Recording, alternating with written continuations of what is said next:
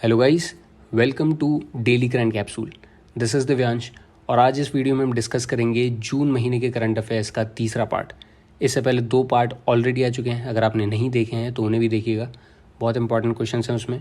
और without any further delay हम इस वीडियो को भी स्टार्ट करते हैं। US and which country have endorsed the new Atlantic Declaration for Economic Cooperation? United states of America ने अटलांटिक डेक्लेरेशन साइन किया है ब्रिटेन के साथ। ब्रिटेन के प्राइम मिनिस्टर ऋषि सुनाक वाइट हाउस गए थे, जहां पर इन्होंने इस एग्रीमेंट के ऊपर साइन किया है।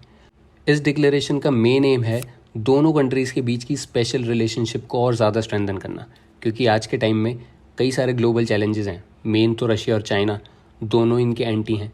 दूसरा इकोनॉमिक इंस्टेबिलिटी, जिसकी वजह से इनकी इंडस्ट्रीज़ को काफ़ी लॉस हो रहा है। दूसरा ग्रीन इकोनॉमी, AI के ऊपर काम करना। ऐसे कई सारी चीज़ें हैं जिसके ऊपर इस एग्रीमेंट में काम किया जाएगा। तो ये US ने ब्रिटेन के साथ इस डिक्लेरेशन पे साइन किया है। इंपॉर्टेंट क्वेश्चन है, याद रखिएगा। विच player has won the men single title of French open tennis grand slam? सबसे पहले आपको ये पता होना चाहिए कि टेनिस में एक साल के अंदर 4 मेन ग्रैंड स्लैम होते हैं इनके। सबसे पहले होता है ऑस्ट्रेलियन ओपन, उसके बाद होता है फ्रेंच ओपन, उसके बाद आता है विंबलडन और फिर आता है US ओपन। तो इसमें फ्रेंच ओपन के बारे में पूछ रहे हैं। फ्रेंच ओपन जीता है नोवाक जोकोविक ने। इन्होंने कैस्पर रेड को हराया है। और फ्रेंच ओपन को रोलैंड गैरोस भी बोलते हैं। जोकोविक सर्बिया से बिलोंग करते हैं और ये इनका 23rd ग्रैंड स्लैम टाइटल है। इससे पहले ऑस्ट्रेलियन ओपन हुआ था और ऑस्ट्रेलियन ओपन भी नोवाक जोकोविक ने ही अपने नाम किया था। India defeated which country to win the first title of women's junior Asia cup hockey 2023? ये वाला जो मैच हुआ था फाइनल इसका, ये जापान में हुआ था और ऐसा पहली बार हुआ है कि इंडिया ने ये वाला खिताब अपने नाम किया है। इंडिया ने रिपब्लिक ऑफ कोरिया यानी साउथ कोरिया को इस मैच में हराया है 2-1 से। इसकी होस्टिंग करी थी जापान ने और जापान को इसमें ब्रॉन्ज मेडल मिला है, वो 3rd आए हैं।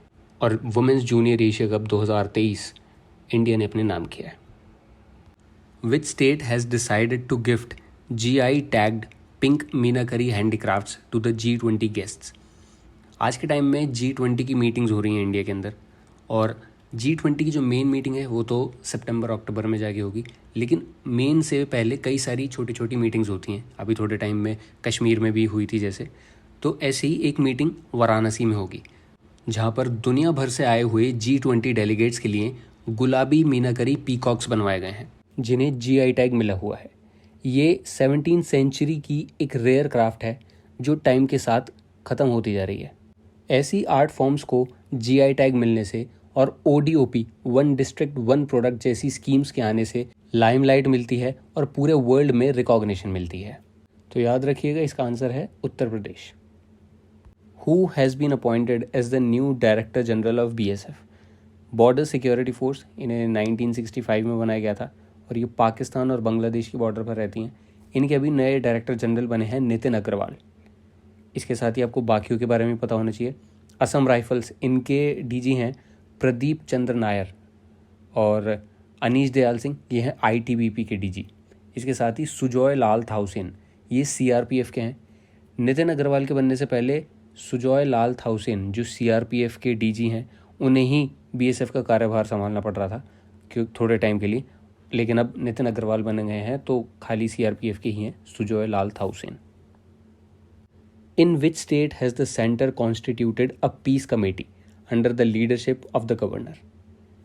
आज के टाइम में पीस कमेटी बनाने की ज़रूरत है मणिपुर में, क्योंकि 1 महीने से ज़्यादा हो चुका है और अभी भी वहाँ पर वायलेंस थमने का नाम नहीं ले रहा है।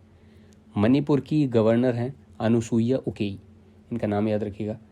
और मणिपुर में आज के टाइम में जो वायलेंस हो रहा है उसके पीछे है मेइती कम्युनिटी की एक डिमांड कि वो स्टेटस चाहते हैं शेड्यूल्ड ट्राइब्स का। उनका मानना है कि मणिपुर में इंडिया का पार्ट बनने से पहले वो एक शेड्यूल्ड ट्राइब ही थे, लेकिन 1972 में मणिपुर को एक स्टेट का दर्जा दिया गया। 72 से पहले वो एक यूनियन टेरिटरी थी और उसके बाद उनको इस लिस्ट में से हटा दिया गया था, शेड्यूल्ड ट्राइब्स की लिस्ट में से। तो वो चाहते हैं कि वो डिसीजन दोबारा से रिस्टोर करवाएं और उन्हें शेड्यूल्ड ट्राइब का दर्जा दिया जाए। आज के टाइम में मणिपुर की गवर्नर हैं अनुसुईया उकेई और वहाँ के CM हैं N Biren Singh. Which tire company has become the first stock in India to touch ₹1 lakh mark per share? यानी एक शेयर 1 लाख रुपए का। ये सिर्फ टायर की कंपनी नहीं, ऑल ओवर बाकी सारी कंपनीज़ में भी ऐसी पहली कंपनी बन गई है जिसका एक शेयर 1 लाख रुपए के मार्क तक पहुंचा है। यह है MRF टायर्स। MRF के ब्रांड एम्बेसडर कौन है पता है आपको?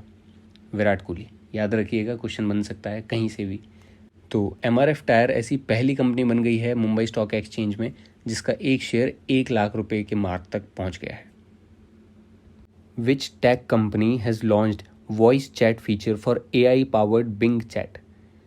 अभी तक जितने भी AI पावर्ड चैट बॉट्स आए थे उसमें आपको टाइप करना पड़ता था, उसके बाद वो आगे फंक्शन करते थे। लेकिन माइक्रोसॉफ्ट ने एक ऐसा चैट बॉट बनाया है बिंग, जिसे आप अपनी वॉइस से ऑपरेट कर पाएंगे। ये अभी कुछ लैंग्वेजेस में आया है जैसे इंग्लिश, फ्रेंच, जर्मन, जापानीज़ और मैंडरिन। अभी ये हिंदी में तो कमांड नहीं लेगा, लेकिन आने वाले टाइम में बोल रहे हैं कि इसमें और लैंग्वेजेस भी ऐड की जाएंगी। तो हो सकता है कि आने वाले टाइम में हिंदी में भी कमांड ले और आप अपनी वॉइस से इसे कमांड देकर अपने सारे काम करवा सकते हैं।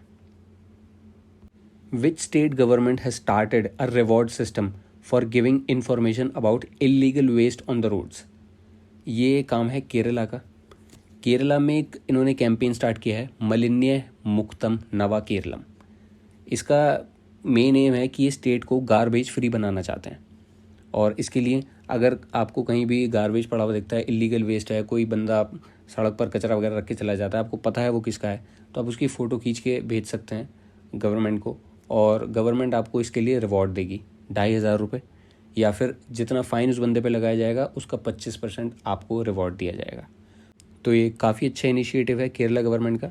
और इसके अलावा आपको ये भी पता होना चाहिए कि केरला ने अपना एक OTT प्लेटफॉर्म लॉन्च किया है और फाइबर ऑप्टिक केबल इन्होंने बिछाई है ताकि फ्री इंटरनेट की सेवा दे सकें स्टेट में जो बिलो पॉवर्टी लाइन लोग हैं, जो अफोर्ड नहीं कर पाते इंटरनेट, उनके लिए। और सबसे ज़्यादा लिटरेट स्टेट केरला है, ये आपको पता ही है। तो ये सारे इंपॉर्टेंट पॉइंट्स थे केरला से रिलेटेड, इन्हें याद रखिएगा। WHO report highlights the significant impact of which programme in India? India में सरकार ने एक प्रोग्राम स्टार्ट किया था, हर घर जल। इसके अंडर रूरल एरियाज़ में वाटर कनेक्शंस प्रोवाइड किए जाएंगे हर हाउस होल्ड में, क्योंकि कंटेमिनेटेड पानी पीने की वजह से कई सारे डिजीज़ होते हैं जिसकी वजह से मेडिकल फैसिलिटीज़ की ज़रूरत पड़ती है और वहाँ पर पैसा भी खर्च होता है। एक रिपोर्ट में बताया है कि इंडिया में ही 4 लाख से ज़्यादा मौतें होती हैं डायरिया की वजह से, जो होता है गंदा पानी पीने की वजह से। तो ऐसी बीमारियों को भी हम अवॉइड कर सकते हैं इन स्कीम्स की वजह से। ये ना सिर्फ पब्लिक हेल्थ के लिए बल्कि इकोनॉमिक सेविंग्स के लिए भी उनके काम आई हैं। इसीलिए WHO ने इसके इम्पैक्ट को फील किया है और उन्होंने अपनी रिपोर्ट में भी यही बताया है। Which player has won the women's single title of French open tennis grand slam? ये वही प्लेयर हैं जो आज के टाइम में नंबर 1 रैंकिंग है जिनकी टेनिस में।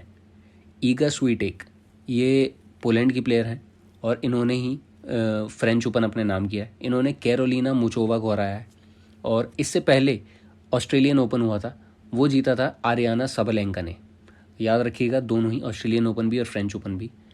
फ्रेंच ओपन जीता है ईगा स्वीटेक ने। Ministry of women and child development launch the Amrit generation campaign, नए भारत के सपने। ये कैंपेन मेटा इंडिया के साथ साइन किया है ministry of women and child development ने। इसमें होगा क्या कि ये एस्पायरिंग यूथ जो है हमारी कंट्री में, जो 16 से 18 साल के बच्चे हैं, उन्हें इनवाइट करेंगे और इंस्टाग्राम और फेसबुक जैसे प्लेटफॉर्म्स पर रील बनवाई जाएंगी उनसे, जिनसे हम पता करेंगे कि उनके एस्पिरेशंस क्या हैं, उनके ड्रीम्स क्या हैं फ्यूचर के लिए। तो एक अच्छा प्लेटफॉर्म मिला है उन लोगों को जो यहाँ पर आने का, जिन्हें मौका मिलेगा। तो ये मेटा इंडिया के साथ साइन किया है ministry of women and child development ने। Who has been appointed as the brand ambassador of Epson India? Epson company के बारे में सुना होगा आपने, प्रिंटर बनाती हैं ये, और इन्होंने अपने ब्रांड एम्बेसडर अभी जो अपॉइंट किए हैं वो हैं रश्मिका मंदाना। हर महीने कोई ना कोई कंपनी अपना ब्रांड एम्बेसडर बनाती है और ये इम्पॉर्टेंट होता है एग्ज़ाम पर्सपेक्टिव से, क्योंकि इनसे एक आधा क्वेश्चन टकरा ही जाता है। तो आपको पता होना चाहिए जितनी भी इम्पॉर्टेंट कंपनीज़ हैं, इम्पॉर्टेंट पर्सनैलिटीज़ हैं, उनके बारे में तो आपको पता ही होना चाहिए। तो एप्सन इंडिया की जो ब्रांड एम्बेसडर बनी है वो है Rashmika Mandanna. What is the rank of Reliance Industries limited in Forbes global 2000 top companies list? Reliance Industries का इसलिए पूछा जा रहा है क्योंकि इंडिया से अगर देखें तो यही कंपनी है जिसने सबसे हाईएस्ट रैंक अटेन की है। इनकी रैंक आई है 45th। लास्ट ईयर इनकी थी 53rd पोजीशन और इस साल इन्होंने 8 पोजीशंस की जंप लगाई है।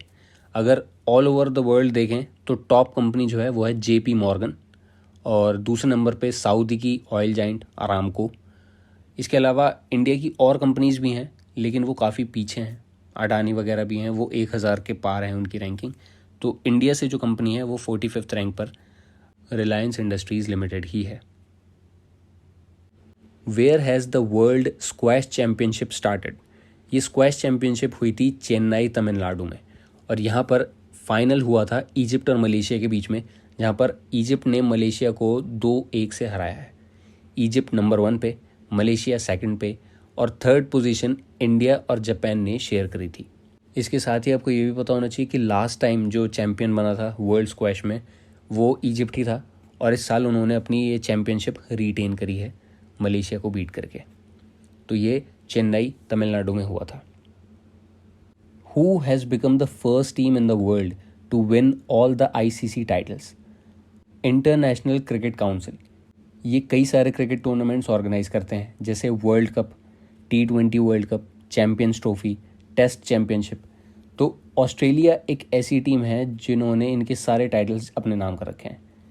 इंडिया वर्ल्ड कप भी जीत चुका है, T20 वर्ल्ड कप भी जीत चुका है, चैम्पियंस ट्रॉफी भी जीत चुका है, लेकिन टेस्ट चैम्पियनशिप आज तक इंडिया ने नहीं जीती है। अभी हाल ही में जो हुआ था वो भी ऑस्ट्रेलिया ने अपने नाम किया, उसके बाद ही ICC के सारे टाइटल्स इनके ऑस्ट्रेलिया के हो चुके हैं। तो याद रखिएगा, ये इंपॉर्टेंट क्वेश्चन है, किसी ना किसी एग्जाम में ज़रूर टकराएगा आपको। Which city has top the list of most polluted cities in the world as per the data release by IQ air? IQ air ये एक स्विट्ज़रलैंड की कंपनी है और ये एयर क्वालिटी को लेके इंडेक्सेस निकालते रहते हैं। तो अभी जो इन्होंने इंडेक्स निकाला है मोस्ट पोल्यूटेड सिटी का, उसमें नंबर 1 है लाहौर, पाकिस्तान। पाकिस्तान की लाहौर सबसे ख़राब एयर क्वालिटी है आज के टाइम में वहाँ की। दूसरे नंबर पर चाइना की है सिटी होतान और तीसरे नंबर पर इंडिया की है भिवाड़ी, चौथे पे दिल्ली है।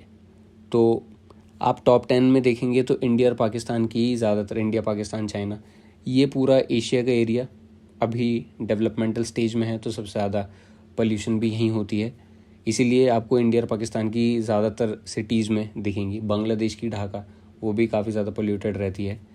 पर अभी के लिए आप कम से कम टॉप 3 तो याद ही रखिए, लाहौर, दूसरे पे होतान और तीसरे पे Bhiwadi. What is the outlay of exploration scheme for coal and lignite from 2021 to 25? India एक डेवलपिंग कंट्री है, फास्टेस्ट ग्रोइंग इकोनॉमी है और अपनी इकोनॉमी को चलाते रखने के लिए हमें रेगुलर एनर्जी की ज़रूरत है। और आज के टाइम भी इंडिया में सबसे ज़्यादा एनर्जी का प्रोडक्शन कोल के थ्रू किया जाता है। आप मेरे को पहले ये बताइए कि कोल सबसे ज़्यादा कौन सी स्टेट में प्रोड्यूस की जाती है, तब तक मैं आपको बताता हूँ। एक्सप्लोरेशन स्कीम के लिए सरकार ने 2980 करोड़ रुपए का एलोकेशन किया है 2021 से 25 के बीच में, 2980 करोड़ रुपए का। और झारखंड ऐसी स्टेट है जहाँ सबसे ज़्यादा कोल की प्रोडक्शन की जाती है और झारखंड में भी झारिया माइंस में सबसे ज़्यादा कोकिंग कोल के रिजर्व्स हैं।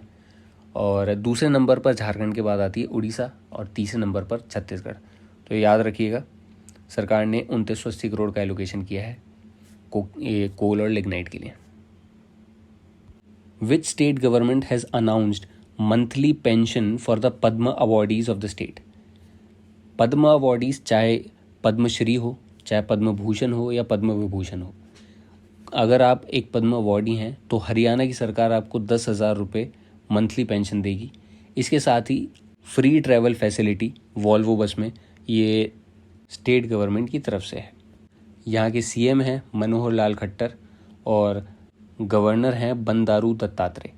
कैपिटल है यहाँ की चंडीगढ़, पंजाब की भी चंडीगढ़ है, तो ये याद रखिएगा, इंपॉर्टेंट क्वेश्चन है।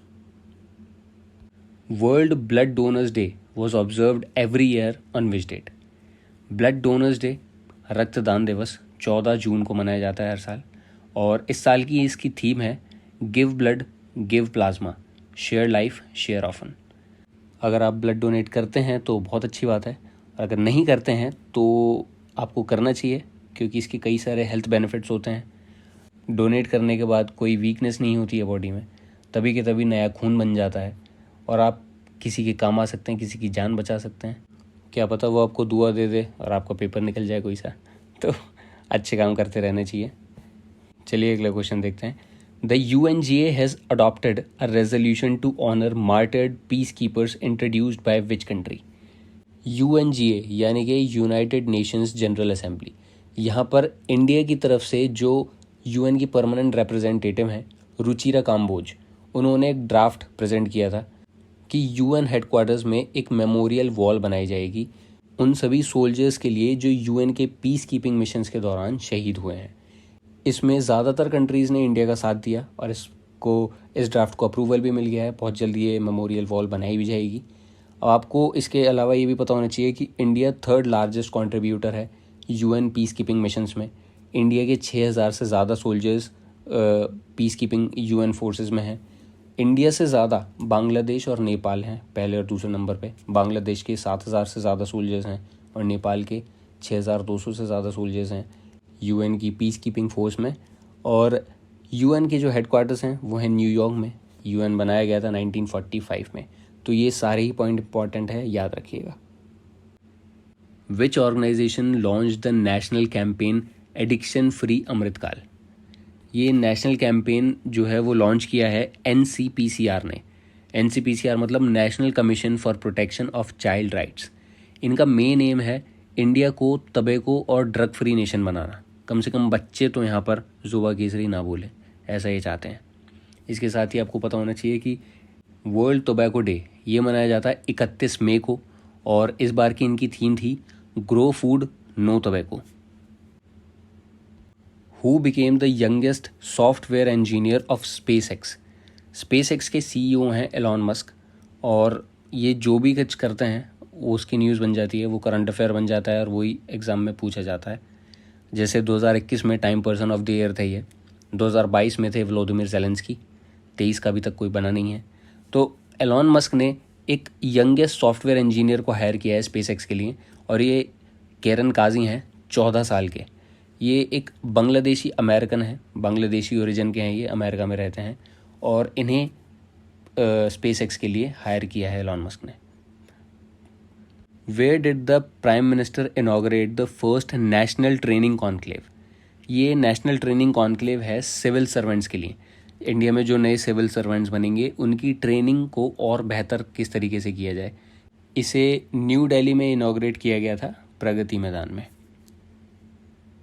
इन which state the government of India has tied up with ADB Asian development bank to promote horticulture agri business? Asian development bank का हेडक्वार्टर है मनीला फिलीपींस में और इन्होंने 130 मिलियन डॉलर्स का लोन सैंक्शन किया है हिमाचल प्रदेश के लिए, क्योंकि वहाँ पर ये एग्रीकल्चरल प्रोडक्टिविटी को बढ़ाना चाहते हैं। इरिगेशन की जो प्रैक्टिसेस हैं उन्हें इम्प्रूव करके और हॉर्टिकल्चर एग्री बिजनेस, हॉर्टिकल्चर में आता है जो आप फल और सब्ज़ी वगैरह उगाना, और वो उन्हें और कैसे बेहतर किया जा सके ताकि वहाँ के फार्मर्स की इनकम इंक्रीज़ हो। तो इन सब के लिए ADB ने 130 मिलियन डॉलर्स का लोन सैंक्शन किया है हिमाचल प्रदेश के लिए। ओके, तो ये थे आपके जून मंथ के करंट अफेयर्स का तीसरा पार्ट। एक पार्ट और आएगा, अभी कुछ दिनों में आ जाएगा। आपके 4 पार्ट होंगे हर महीने की तरह। अच्छे से रिवीजन कीजिएगा चारों पार्ट को देख के। 2 बार वीडियोस देखेंगे तो आपको याद हो जाएंगे अच्छे से। सारे इंपॉर्टेंट क्वेश्चन हैं, सिलेक्टेड क्वेश्चन हैं जिनके एग्ज़ाम में आने के बहुत ज़्यादा चांसेस हैं। तो अच्छे से रिवीजन कीजिएगा, मन लगा के पढ़ाई करिएगा and I will see you in the next class.